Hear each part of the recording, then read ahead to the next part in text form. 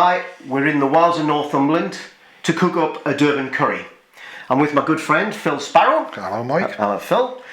He's allowed us in his kitchen today, and you're quite excited about the. I'm very excited. I've never had a Durban curry before, and I don't know what it is. So please explain. Well, in the 1860s, indentured Indians came to South Africa to work in the sugar industry. Right.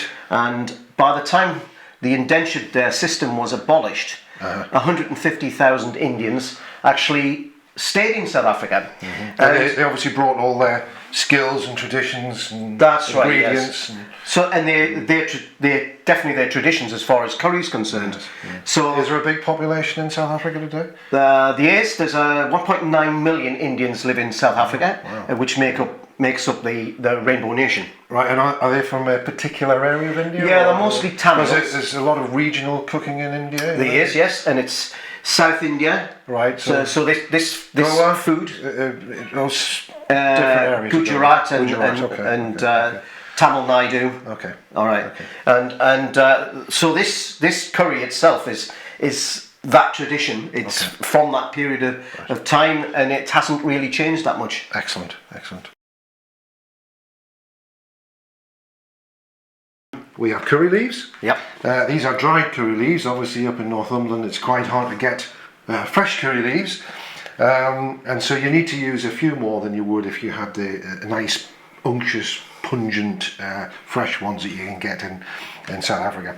We've got some cinnamon bark and some fresh cinnamon here. Well, not fresh cinnamon, but cinnamon bark. We've got some sea salt. We've got fennel seeds, which are an essential part of a Durban curry. Really give it that rich aniseed flavour. And then we've got our masala. We've got our collection of spices. We have cumin. We have fresh coriander. We have ground coriander. We've got turmeric. We've got some paprika, and we've got some chili powder. And hopefully, it will bring out that lovely redness in the curry of which it is famous for. Yeah. We've got our onions, of course. We have our ginger and our garlic, which has been grated, which will give a nice texture to the sauce eventually. I've got some fresh tomato here. Again, those beautiful ripe tomatoes that you get in South Africa and Mediterranean countries. It's very difficult to get those here. They tend to be like sort of red rocks, which you could sort of throw on people's heads and knock them out. So I've put a little bit of tomato puree in there with it. And then for the flavouring, we've got some garam masala, which you add towards the end of the cooking process, and some fresh coriander. Okay, and there'll be a little bit of water in there. And quite often in traditional Indian cooking, the meat was mutton. It was old goat, old sheep, and it needed cooking for a long time because the quality of the meat was very poor. Today we're ruined because this is beautiful Northumberland lamb, very nice. And you can even see on there that is the farm that it came from. So in these days where we want all of this sustainable agriculture, this sort of stuff, this is very important to the modern consumer. Here we go. We'll get the onions in. Pop them in there like this, and then it's very important that you don't actually cook them too hot. You're really wanting you don't really want them to brown. You just want them to sort of break down into gunge basically. Okay, so now we're going to add the masala, the combination of the 5 spices that we went through. The turmeric, the cumin, the coriander, the paprika, and the chili powder. And it's very important that we fry these out. The flavour of these spices is going to mix together with that lovely combination of garlic, ginger, and onions. And it's going to give us like a paste, just like you would get if you were doing Thai cookery. You get a paste in a jar, and then you add coconut milk. Well, this is exactly the same. We're building up that lovely paste. There it is now with all those spices in, and we're just going to give it a little bit of heat there. We just want to very gently fry out those spices for about a minute and a half. We don't want to burn them because they will burn very easily. And this is where it's important that you have the right quantity of oil if you have too little, your mixture will burn, and we don't want that. We want the oil to start appearing on the surface in little pools, just as it's beginning to do.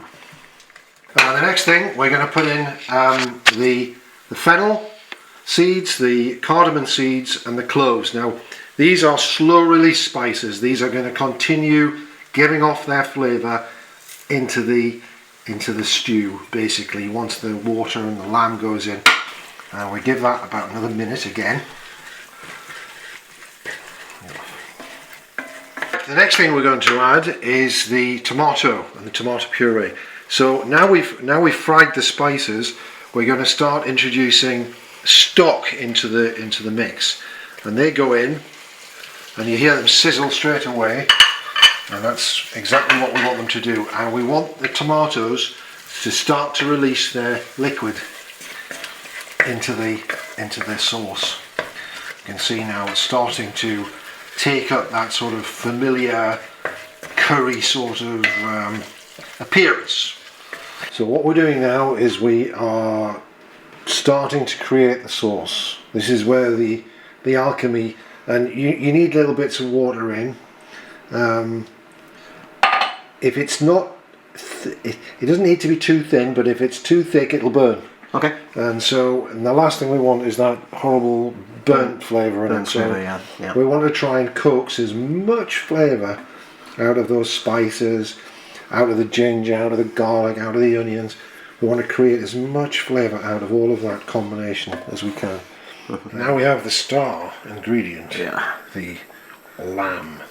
Okay, so we don't want it to splash everywhere, so we'll try and hold it up against the wall of the cooking pot, so it doesn't go all down the walls. And how much is there? There's a kilo. The recipe we've done is for 1 kilo.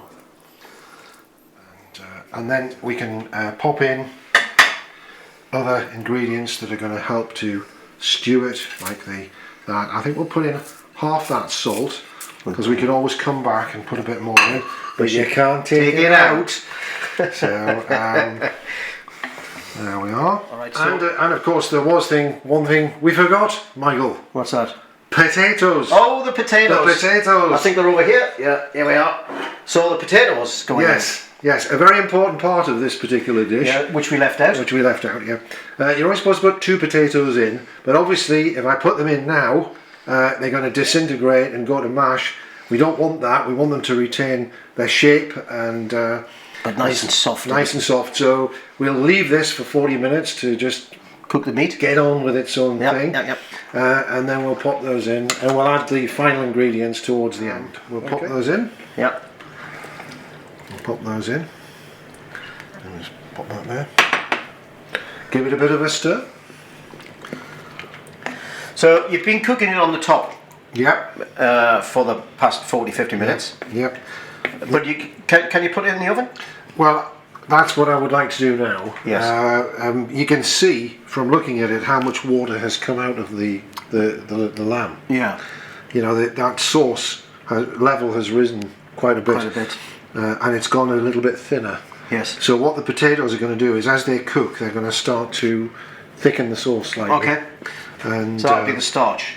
Yes. The starch in the sauce. And of course the lamb as well. At the moment it's still a little bit tough. So another hour and it's going to be beautiful. So Phil, we're taking it out of the oven. How long has it been in the oven? I would think a total cooking time of about 3 hours. It's been in the oven for about 2 hours. We cooked it on the top for an hour. Yeah. And now it's been in the oven for about 2 hours. So what's next? Next is, well, as you can see, it's now, the potatoes are still solid and intact, but soft. If you touch them, they break and fall apart. Yeah. The meat is soft and tender. It smells amazing. It smells good, and what we're going to do now is we're going to add a very aromatic masala called garam masala, which again is a combination of many different things. But all that does is it provides a little bit of sort of aromatics to the whole thing. So what we got here, we got the rice, beautiful rice. Notice, beautiful, fluffy, fantastic rice. always perfect. We have the Durban Curry ready. We have a sambal with cucumber, tomatoes, chilies, coriander, a little bit of onion, lime juice and salt. We have some naan breads and we have some poppadoms. And I think it's time that you really should try this. Yes, okay? you pop it in there. So we'll pop it on. Pop it on, We'll yes. pop it on here. It's a bit of rice, very nice rice. Beautiful. Look at Fantastic. Scrape that off there. Yes. Put a bit more. That's it. Right. I'm going to have And some then of do you this. want to put some? Do you want to do it? Or do you want me to do it? You do it. Go on. Okay, Do we'll it. just Yeah, pop you do it. some... Yeah. So, Oh, I made a do mess. you want a bit of potato there? Yeah, I made a mess of the plate. It doesn't matter. It's right. And just a bit more. Okay. There we are. God, that looks amazing. Do you want a bit of sambal? Yeah, I'll put a bit of sambal on there. And Okay. I mean, to me, that is a piece of art. yeah, Oh, just give the plate a clean because it looks a bit messy. There we are. that is art. That's art. It's art. It is art. And you need a fork. I need a fork. Let's go in. Okay. Let's see how it tastes. Oh, the lamb is cooked beautifully. Beautifully. Falls apart. Cheers.